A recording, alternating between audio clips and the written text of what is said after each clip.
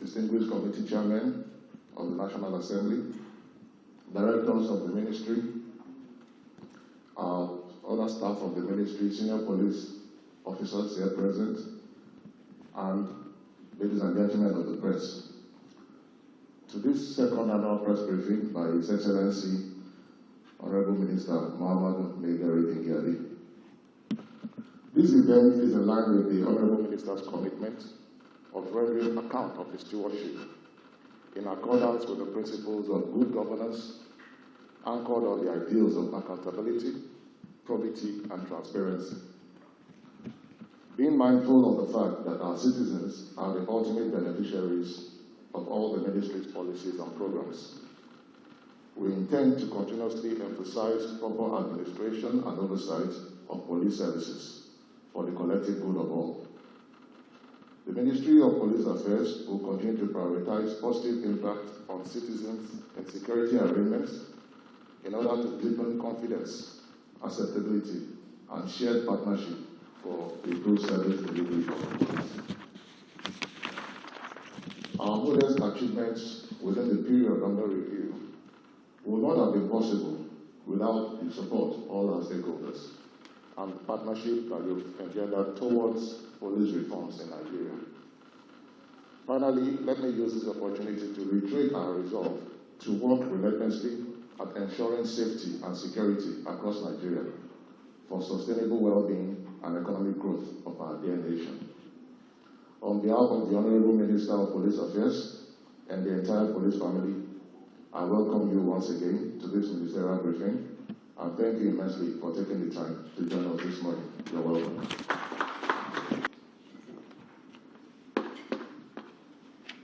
At this ministerial briefing, it is the wish of the Inspector General of Police to personally attend this event and share and join the Honorable Minister of Police Affairs in highlighting the successes and impactful activity of the ministry at this occasion.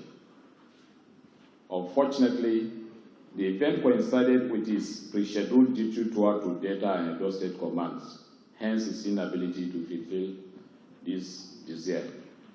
Nonetheless, I have the authority of the Inspector General of Police not only to represent him at this event, but to convey his apology and extend his goodwill and deep appreciation of the ministerial leadership on unwavering support of our most respected Minister of Police Affairs, Alhaji Mohammed Megari Dingyadi. The re-establishment of the Ministry of Police Affairs out of the former Ministry of Interior in 2019, and the appointment of Alhaji Dingyadi to head the ministry by the President of the Federal Republic of Nigeria are a strategic decision which have been most impactful in the drive to reposition the Nigerian police force to meet the challenges of policing the country in the 21st century.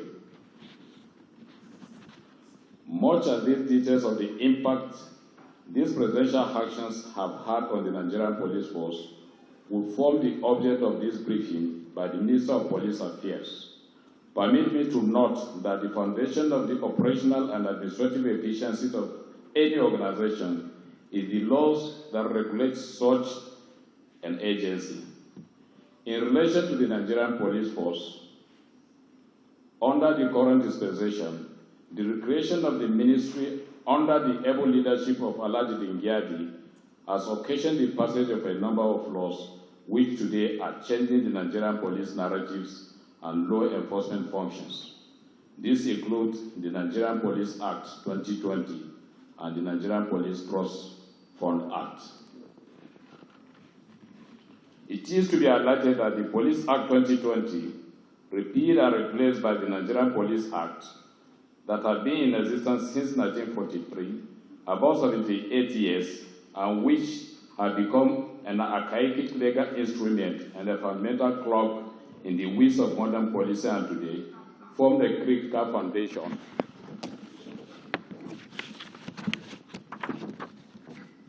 upon which the reforms, reorganization, and modernization of Nigerian police is based. Similarly, the Police Trust Fund Act is also a critical legal framework that is addressing the age-long funding challenge which have been the clog in the wheels of police operation efficiency. Aside this, the Minister has fully deployed the instrumentality of his office to source and secure funding and offer police direction to the force in a manner unprecedented in the recent history of the force. It is in recognition of this that the force leadership greatly appreciates the strategic roles of the Ministry of Police Affairs, particularly the sterling leadership of Alhaji Gyadi. It is the resolve of the Inspector General of Police and the force management team to continue to strengthen the synergy between the force and the ministry towards bettering the fortunes of the force and enhancing our internal security mandate. On this note, I wish to extend our goodwill and hearty congratulations to the Honorable Minister. We pray that Almighty God should continue to perfect your leadership and grant you the requisite wisdom to sustain your exceptional service to the Nigerian Police Force and the nation. On behalf of the Inspector General of Police, I wish you, sir, a successful ministerial briefing while assuring you that we are proud of your leadership and your achievement as will be showcased to the nation and the world at large today. Thank you for your attention. Thank you so much. The 21st Inspector here represented by Deputy Inspector General of Police, Sanusi Level. The Minister of Interior, 135,000 primary schools scattered around Nigeria, with nearly 28,000 secondary schools and about 457 tertiary institutions. That makes us your largest customer in the organized sector. It also makes us one of the people who listen to you the most, because with nearly 2.27 million teachers scattered around, with nearly 281,000 lecturers, anytime one of us is kidnapped, the entire nation goes into a frenzy. Anytime one of our schools is shot, the entire nation goes into a frenzy. Anytime we see the absence of policemen anywhere, the country goes into a frenzy. I get repeated calls from principals, from mothers, from, I think the second ministry to the Ministry of Education is probably the Ministry of Police Affairs. So whatever happens here reverberates everywhere in the nation. So with the creation of a separate ministry for the police affairs under the second term of this presidency, we understood or we appreciate that Mr. President is focused at bringing the work of the police straight at the table of the Federal Executive Council. And whilst we follow, you will see that when there was NSAS last year, about this period last year, most of the people who were protesting were young men and women, most of them college and students union who were out of school at the time with the ASU lockout strike.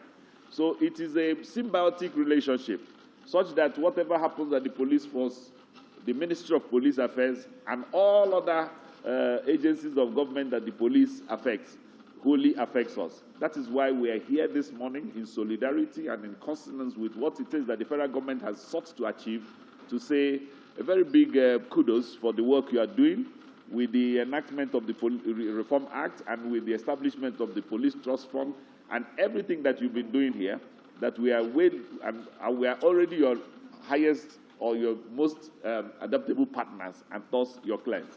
I welcome everybody to this briefing and hope to listen to you, Mr. Chairman. Thank you very much.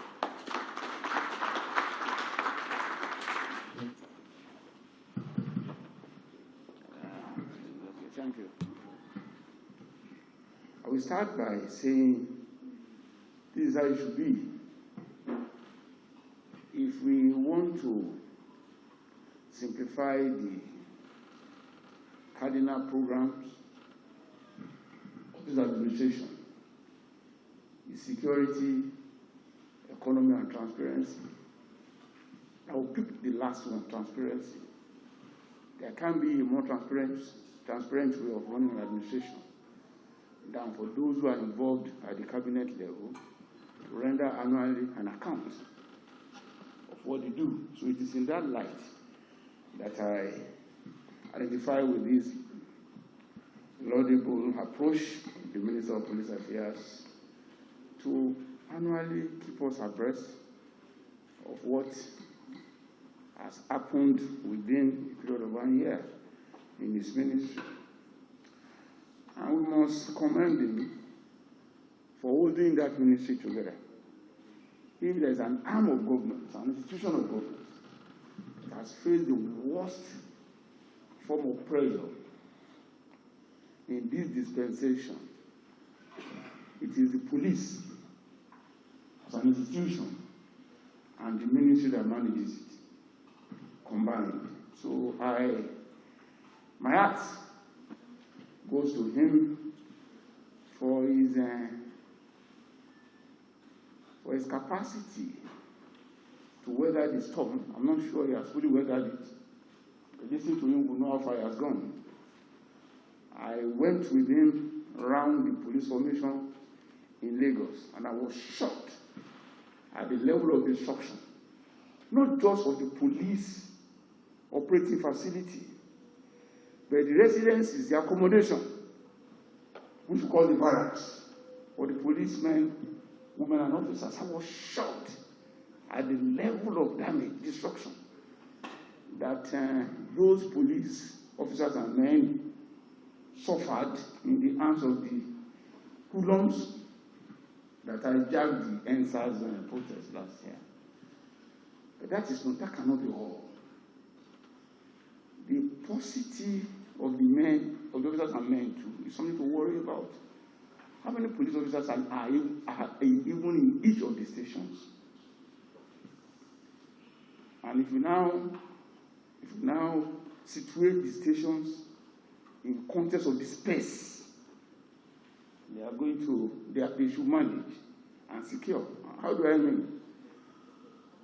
As few as they are in each station, if you now reflect on their number, the number of such stations in a local government, and situate the number of policemen in a local government, then you will appreciate the challenge of the Ministry of Police Affairs and the police as an institution.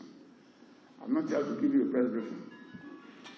I'm here to give what is called, goodwill message. I will round up by saying that police is a generic term.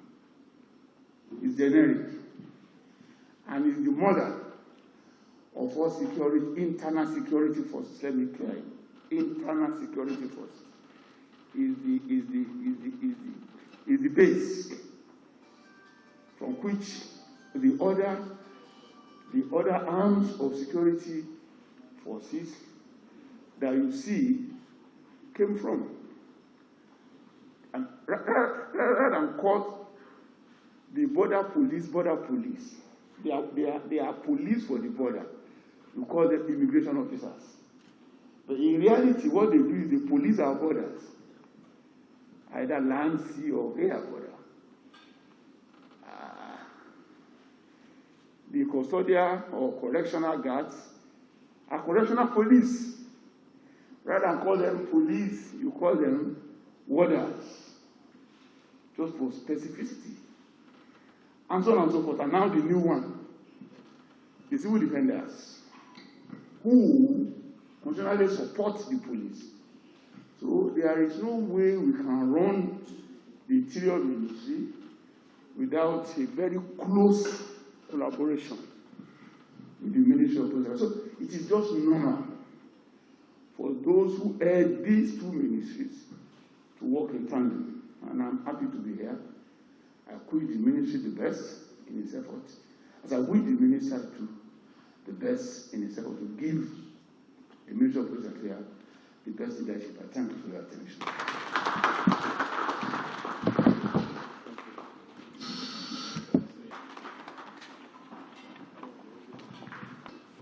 I am highly delighted to welcome you to this second annual press briefing of the Ministry of Police Affairs taking place today. I am particularly happy to receive my brothers in our midst, the Minister of Interior and the Minister of State for Education, who have spared their time to be with us today. I want to thank the Honorable Minister of Information for sending an every representative to come and witness this very important occasion. Distinguished ladies and gentlemen, what I'm about to read here, most of it has already been highlighted in the screen that you have just witnessed. So what I'll be doing is just to add some color to what we have just seen, so that our pressmen will have something to take home with at the end of this occasion.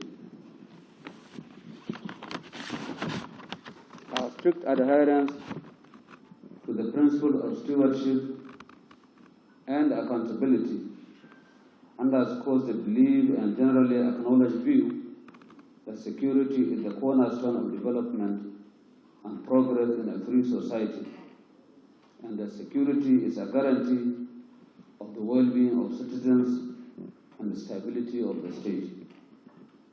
The notion of security adopted by the President Muhammadu Buhari's administration, however, reflects the contemporary paradigm shift from the state-centric focus of security to one which is comprehensive and emphasizes human security and, in effect, addresses the four fundamental questions of what is security, whose security, what is a security issue, and how to achieve security. This fundamental premise led to the resolve by President Muhammadu Buhari to strengthen the internal security architecture in the country, leading to the re-establishment of the Ministry of Police Affairs out of the former Ministry of Interior in August 2019, I beg your pardon. The ministry is to, among others, initiate, formulate, and implement policies and programs relating to policy and internal security, as well as to provide supervision and administrative support to Nigerian Police Force, Police Academy Wudil, and the newly established Police Trust Fund.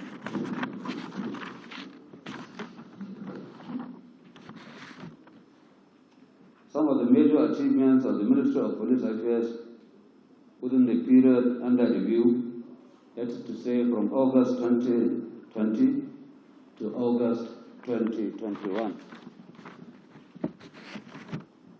The Ministry of Police Affairs, through the Nigerian Police, embarked on the reorganization and reform of police tactical squads, including the dissolution of the Special Anti-Robbery Squad, that is to say SAS, and set up of the Special Weapons and Tactical Team, SWAT, on 13th October 2020 to meet the yearnings and aspirations of citizens.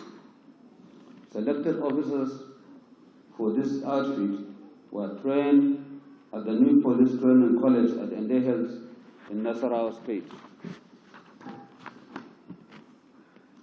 This became necessary in the wake of end-SARS protests to reform police tactical operation outfit.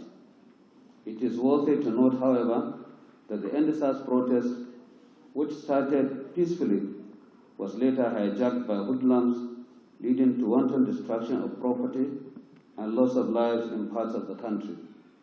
Government, however, remained committed to sustainable implementation of legitimate demands of the protesters, which led to the establishment of judicial panels of inquiry to listen to complaints against police infractions in various states of the Federation.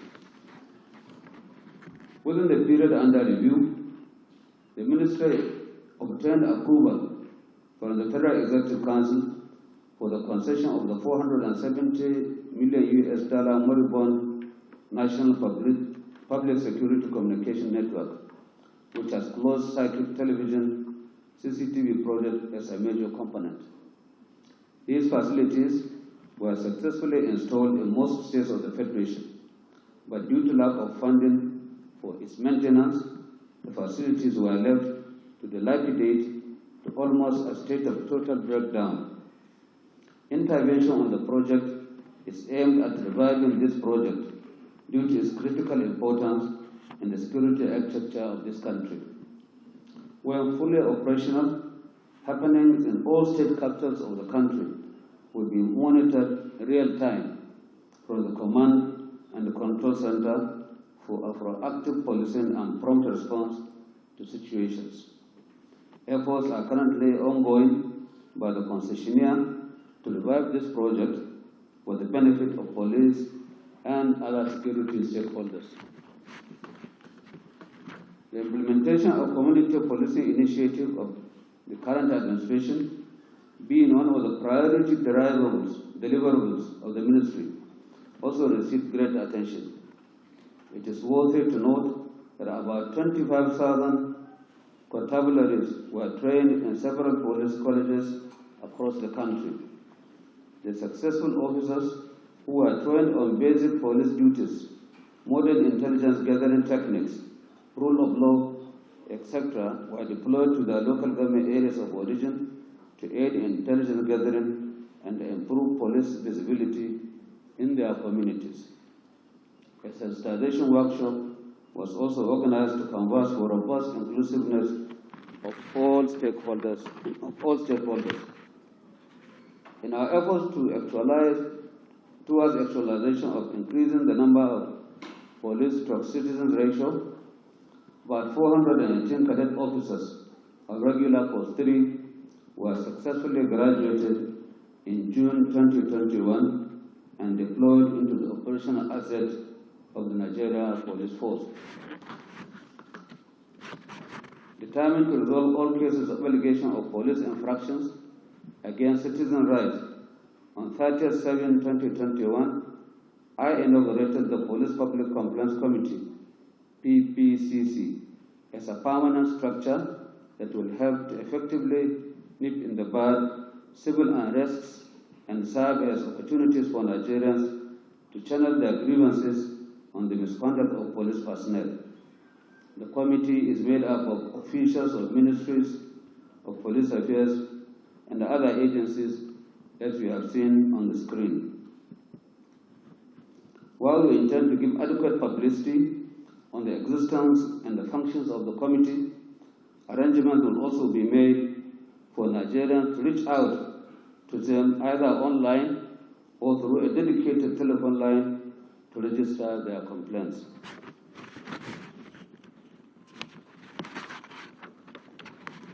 In a bid to improve the operational capacity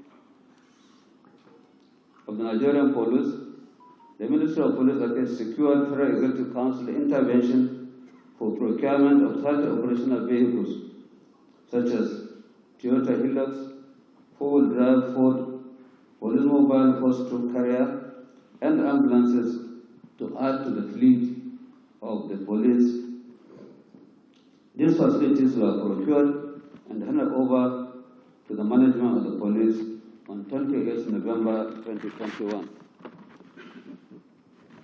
In recognition of the critical importance of synergy in policing, in policy implementation, and the overall realization of goals in June 2021, the Ministry organized a 4-day retreat to appraise attainment of the Ministry's deliverables and build templates to foster synergy among agencies under the Ministry for improved delivery, for improved service delivery.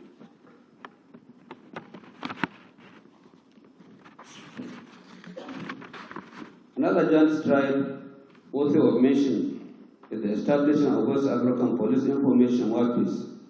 This initiative, midwifed by the Ministry of Police Affairs, was executed by ECOWAS in conjunction with the Interpol unit of the Nigerian Police Force.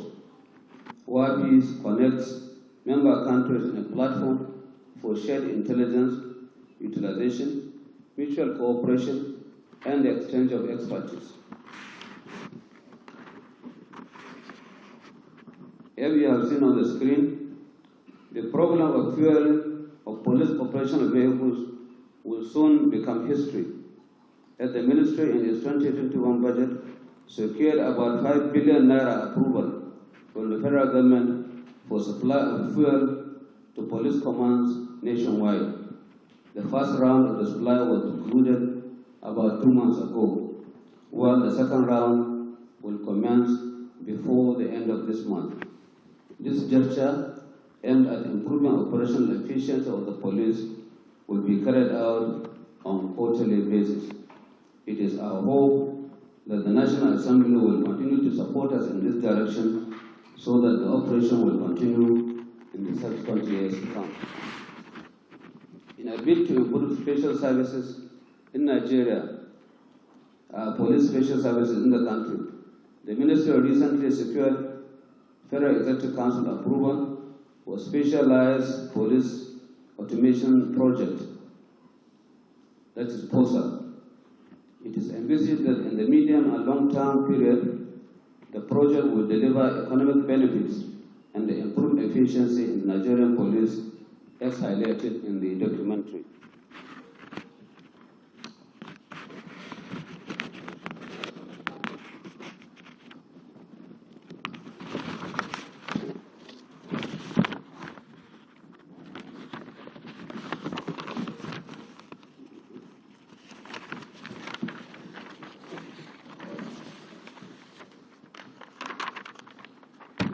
As part of our intervention to upgrade facilities at the Police Academy Wudil, which has been upgraded to a degree-awarding university, the under-listed projects were embarked upon within the period under review. Construction of new permanent commandant market under public-private partnership. Refurbishment and commissioning of Works Department on 22nd September 2020. Construction and commissioning of 6 number of pavilions for the Academy's passing out parade ground.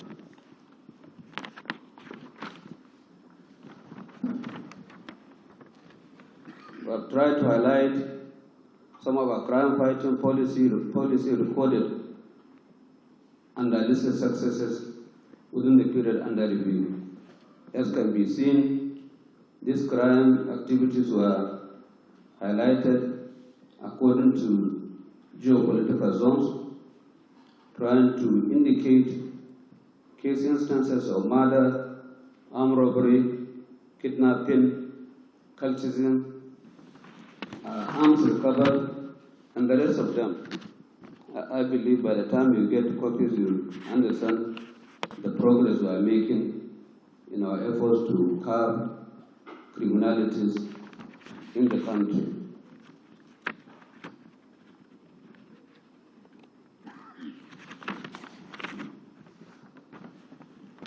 Following the retirement from service of the former Inspector General of Police, Muhammad Adamu, a new acting Inspector General of Police in the person of DIG Ali Baba Usman was appointed by Mr. President on 7th April 2021.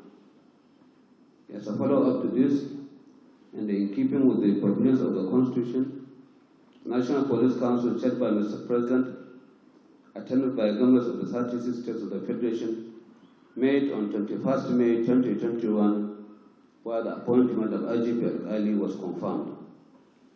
The commitment, determination, and zeal with which the new IGP came into his new office has started yielding positive results for the police sector in this country. We are today happy to report that in addition to the improved funding for the police, there is the highest political will to improve the performance of the police for better peace and security in the country. In addition to the Security Council Committee set up under the chairmanship of the Vice President, Professor Yemi Osinbajo, to advise Mr. President on critical needs of security agencies, 3 other subcommittees were also set up by Mr. President to advise government on the reform of the police, provision of decent housing for the police, as well as how best the Police Trust Fund can perform within the context of the law establishing it.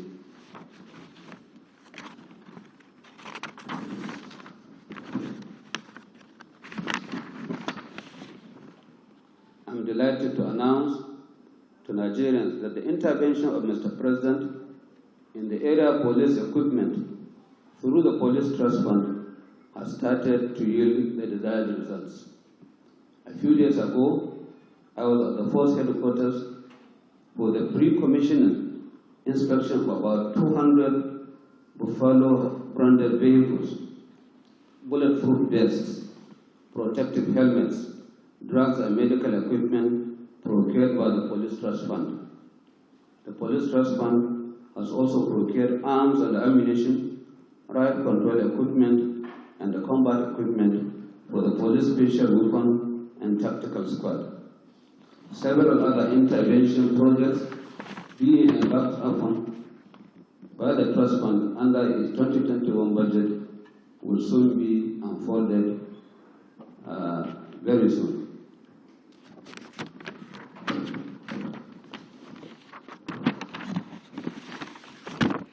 About 3 weeks ago, the Ministry of Police Affairs entered into a contract agreement for the supply of police anti-riot equipment with China Polytechnologies Limited through government-to-government arrangement at the cost of $44 million. When this equipment are fully supplied to the police, they will go a long way in supporting the police in controlling civil unrest in the most efficient and civil manner.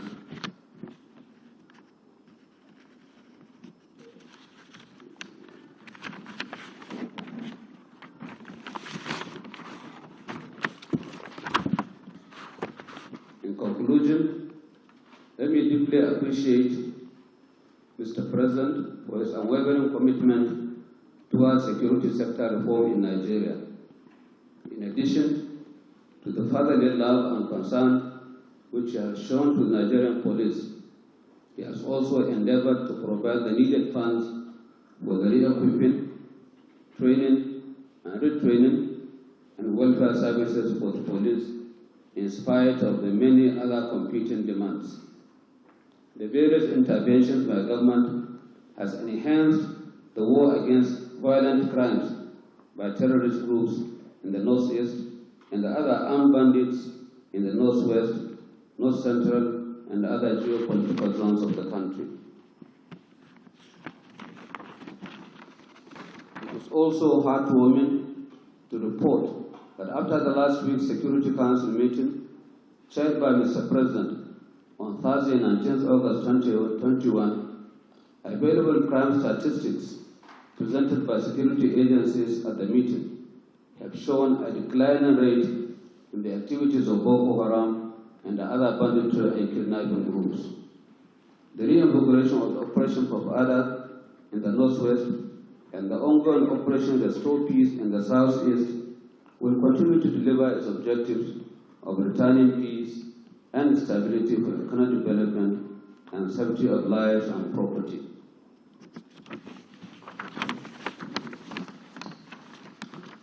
May I also recognize and salute the huge support and the cooperation of the National Assembly, our state governors, and Nigerians in general, without which we couldn't have been where we are today. We look forward to more and more of your support and understanding for a better police and security in Nigeria.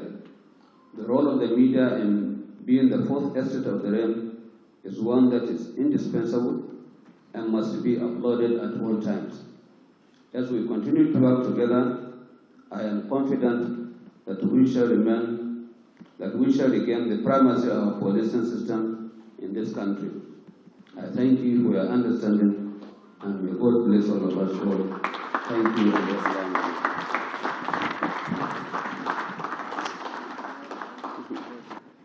In any case, let me start with the first question, which is seeking to know the position of SWAT. If I get you correctly. Yes.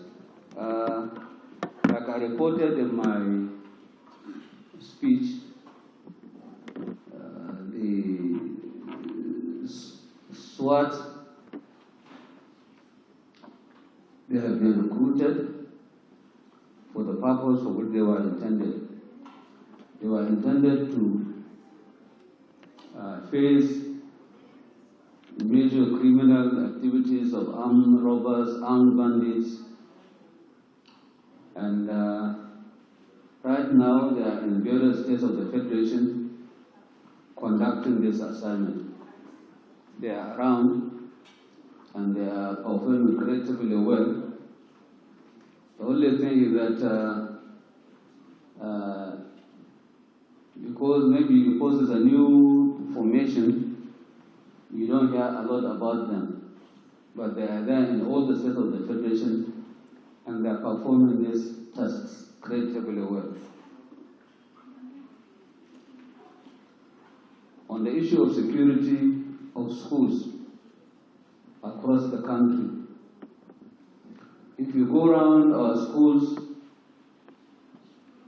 in most of the selected schools by the state governments, like you are no states were mandated to select schools that they think will require security covered by the police.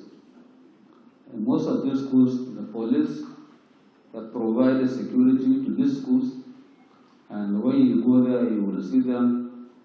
They are there, given the little that they can do to protect lives and property in those schools. There are, of course, instances in which armed bandits overpower the police and security agents that are there. But I want to assure you that the police are there and they are ready and well equipped to face these challenges within the limits of what they can do. So we are providing the security to schools and will continue to do so depending on the demands of the state governments for provision of security in these secondary schools. I don't know whether I should answer this question. Talking about the decoration of AIGs, somebody is alleging that some geopolitical zones were not well represented. I will allow the representative of the Chairman Police Service Commission to address this issue after I finish. I think he will also take the next one that is talking about the discrete, the abnormal promotions. I don't think there is anything abnormal in promotions, but he will tell you more when he comes. The issue of PTF, or somebody is alleging that there is some misunderstanding, or I don't know how we classify it, between the ES and the chairman, and maybe that is why the trust fund is not performing its expectation. I think I have given a report of what they are doing, and I have tried to highlight what they have so far recorded. You shouldn't forget that the budget of PTF for 2020 was only approved about 4 months or 3 months ago. And that is what they have been able to provide for the 2020 appropriation. Their 2020 budget was only received from the National Assembly last month, and they are making procurement arrangements to be needful to ensure that whatever is there is actually concretized. And but from what I have said, they have been able to procure almost 200 vehicles. They have procured arms and ammunition. They have procured protective gears. They have also procured drugs and medical equipment for our police. So I think they have started. There is no abnormal relationship between the ES and the chairman. Their relationship is cordial, and all staff that are there performing within the limits of our expectation. There is no staff that is redundant. But don't forget, all the staff of the Police Trust Fund are coming from ministries and departments of the federal establishment. We have not recruited anybody from any other department apart from those who are coming from within the mainstream of the civil service. So we requested for all the officers whom we think we need at this material time. Well, somebody talked about what the governor of Katsina said, where he appealed to people to come out and protect themselves. I think this is where in Nigeria everybody is entitled to his opinion, and I think the governor has the right to canvass what he thinks is right in his state. And of course, we wouldn't expect people to be just sleeping without taking measures to ensure that they secure themselves, they secure their neighbors, and they secure the community. That is the essence of community policing. So we need to have the support and partnership of Nigerians in the efforts we are making towards fighting crimes and criminalities. I think that's what the government is talking about. Everybody should contribute his quota towards fighting crime. We are not saying people should take arms illegally. What we are saying, people should get ready in whatever it takes to do so, to ensure that we protect ourselves, we protect our neighbors, and we protect our communities.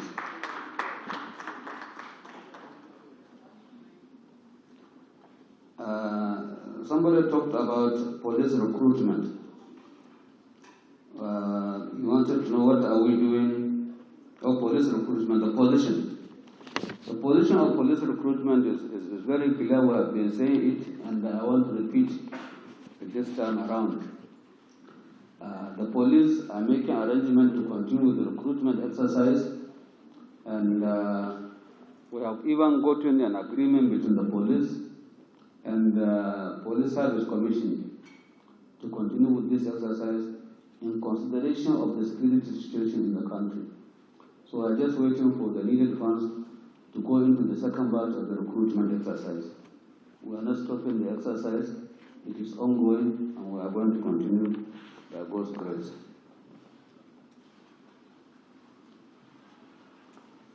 I think second to last question, somebody wanted to know, the lady who spoke last, I think, she wanted to know what are we doing to acquire sophisticated equipment to face these bandits. We have the needed equipment and we are facing the bandits. The only problem we are having is that these things are a kind of guerrilla war tactics. They hit and run before they know, they disappear into the bushes. But we have the man, we have the equipment to face the security challenges in the country. And Mr. President has said this times without number that the security agencies are equal to the task and they are doing their best, even though their best is not always the best, but they are doing the little that they can to ensure that we fight these criminalities. So we have the resources, we have the equipment, and we are all aware that a lot of these equipment we have placed order for. Many of them are coming in, but they take time to arrive, and that is why you find out sometimes that there's these shortages of equipment in one place or the other. But by and large, the security agencies in this country are equal to the task. We have the needed equipment, and I want to assure all Nigerians that we are equal to the task, and the armed forces and the police and other security agencies are doing their best to ensure that they fight these criminalities to finish.